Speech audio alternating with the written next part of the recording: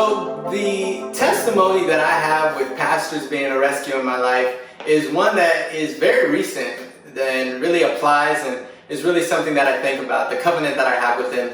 I am so grateful for my pastors. Don't know where I'd be without them. Definitely wouldn't be here.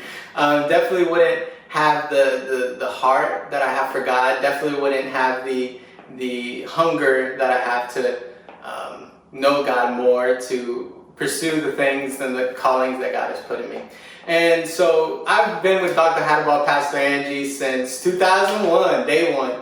And so grateful to be able to grow under their ministry and to see it grow. And but one thing that I've noticed is that just because I've grown up under their ministry, I had to take responsibility of making my own connection with my pastors and submitting my life to them and allowing them in my life and allowing them to speak plainly everything that I need and all the impartations that I need to be established and to fulfill my calling. They're in my pastors. And so it's really important that I'm not deceived that just because I've grown up here at Church on the Rock that I have all that I need or that I am connected to my pastors. But last year, I really made that decision to connect and submit myself to my pastors. And ever since then, my life has just been going up. I've been growing in the perfect will of God because the more that I've shared my life with them and allowed them to speak in all the different areas, not having any area that they can't speak in,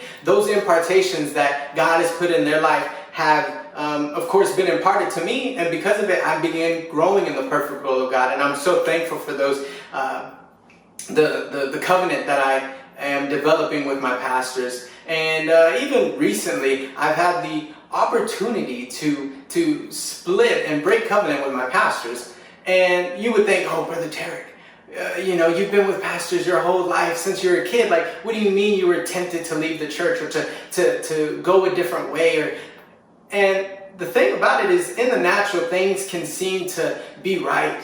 And, it's very important that you realize who you have in your life, who I have in my life. And I realized who I had in my life. I realized the supply, the everything, all that they've imparted into me, my entire 19 years with them.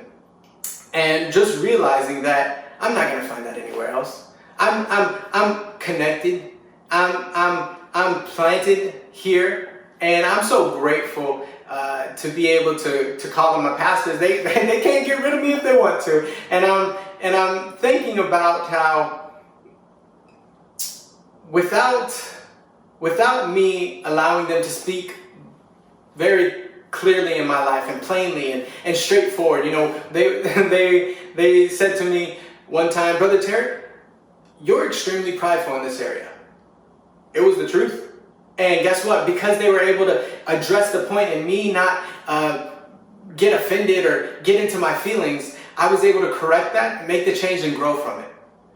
And until you make that decision to allow pastors to speak into your life like that, you're not going to grow. You're not going to be able to move forward until you really make that divine covenant. Until I made that divine covenant, I wasn't able to grow. I was stunted. I wasn't in a place spiritually where I should have been.